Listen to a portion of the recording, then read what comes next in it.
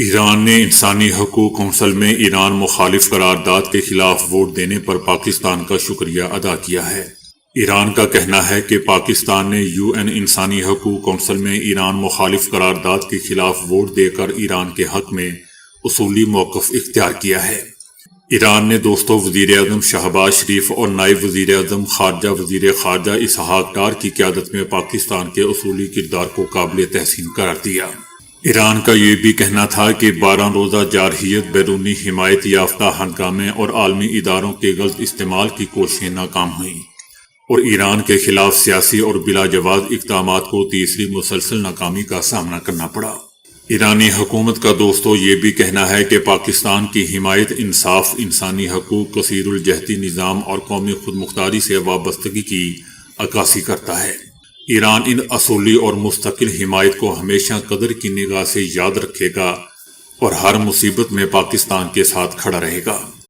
امریکہ نے نیٹو سے متعلق صدر ٹرمپ کے بیان پر برطانوی وزیر اعظم کی تنقید کو مسترد کر دیا ہے۔ برطانیہ کے وزیر اعظم نے افغانستان جنگ کے دوران نیٹو افواج کے بارے میں امریکی صدر ٹرمپ کے بیانات کی سخت مذمت کی تھی، جسے وائٹ ہاؤس نے مسترد کر دیا ہے۔ وائٹ ہاؤس کی جانب سے کہا گیا ہے کہ صدر ٹرمپ درست کہتے ہیں، نیٹو کے لیے امریکہ نے سب سے زیادہ قربانیاں دی۔ امریکہ نے نیٹو کے لیے دیگر تمام ممالک سے زیادہ کردار ادا کیا۔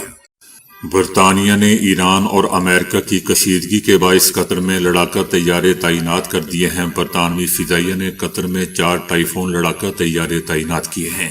برطانیہ کا کہنا ہے کہ قطر میں لڑاکا طیارے دفاعی مقصد کے تحت بھیجے گئے ہیں۔ گزشتہ روز ایئر فورس 1 میں صحافیوں سے گفتگو کرتے ہوئے صدر ٹرمپ نے بھی کہا تھا کہ ہماری بڑی فورس ایران کی جانب رواں دواں ہے۔ بہت سے جہاز ایران کی طرف جا رہے ہیں اور ہم ایران کے قریب احتیاطی طور پر فورس تعینات کر رہے ہیں۔ دیکھتے ہیں کہ آگے کیا ہوتا ہے۔ ویسے تو صدر ٹرمپ پر کوئی بھروسہ نہیں ہے، لیکن انہوں نے کہا تھا کہ وہ ایران کے خلاف مزید فوجی کارروائی نہیں کریں گے۔ تاہم اگر ایران نے اپنا جوہری پروگرام دوبارہ شروع کیا تو امریکہ جواب دے گا۔ برطانیہ کے وزیر اعظم نے افغانستان جنگ کے دوران نیٹو افواج کے بارے میں امریکی صدر ٹرمپ کے بیانات کی سخت مذمت کی ہے۔ امریکی صدر ٹرمپ نے کہا تھا، جیسا کہ میں پہلے بتا چکا ہوں، کہ افغانستان میں غیر امریکی نیٹو فوجی محاذ جنگ سے بہت پیچھے رہے تھے۔ برطانوی وزیر اعظم کا کہنا تھا کہ میں ٹرمپ کے اس بیان کو توہین آمیز اور سچ کہوں تو انتہائی افسوسناک اور گھٹیا سمجھتا ہوں۔ ان کا کہنا تھا کہ انہیں اس بات پر حیرت نہیں کہ ان بیانات سے ملک بھر میں شدید دکھ اور تکلیف کا احساس پیدا ہوا ہے۔ یاد رہے کہ یہ برطانیہ وہی ہے جس نے عراق کو تباہ و برباد کر دیا تھا، اس کا ستیہ ناش کر دیا تھا، صرف اس بات پر، صرف اس من گڑت جھوٹی کہانی کو جواز بناتے ہوئے کہ عراق ہتھیار بنا رہا ہے، جوہری ہتھیار بنا رہا ہے۔ بہرحال برطانوی وزیر اعظم افغانستان میں ہلاک ہونے والے برطانوی مسلح افواج کے 457 اہلکاروں کو خراج عقیدت پیش کرتے ہوئے ان کا کہنا تھا کہ برطانیہ ان کی قربانی کو کبھی فراموش نہیں کرے گا۔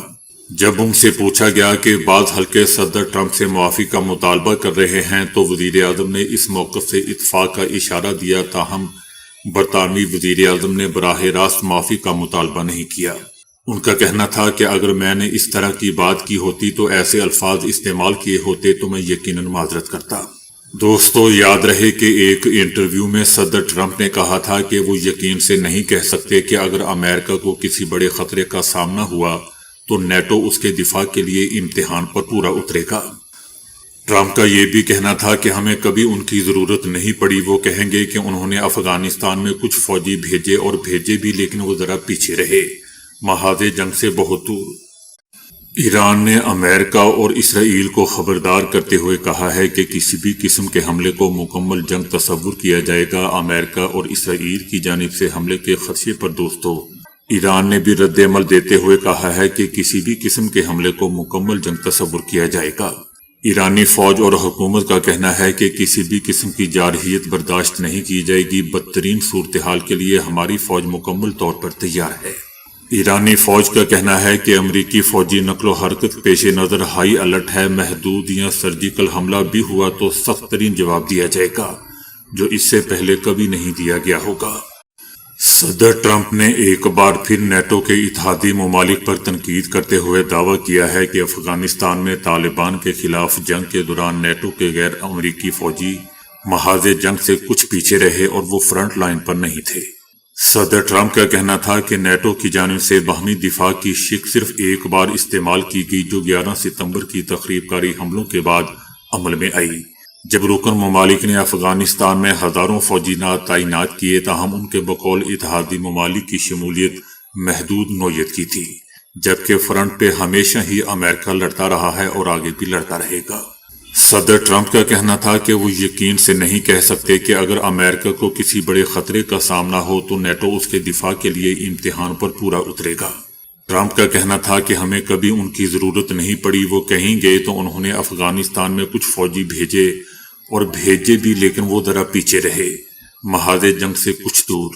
صدر ٹرمپ کا کہنا تھا کہ شاید ہمیں نیٹو کو آزمانا چاہیے تھا، آرٹیکل 5 نافذ کرتے اور نیٹو کو مجبور کرتے کہ وہ یہاں آ کر ہماری جنوبی سرحد کو غیر قانونی تارکین وطن کی مزید در اندازی سے بچاتا، تاکہ ہمارے اہلکار بھی دیگر ذمہ داریوں کے لیے دستیاب ہوتے۔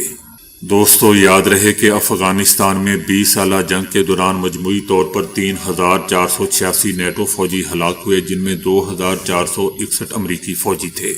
اس جنگ میں 457 برطانوی فوجی ہلاک ہوئے، جبکہ 2000 دیگر فوجی اور شہری ہلاک اور زخمی ہوئے۔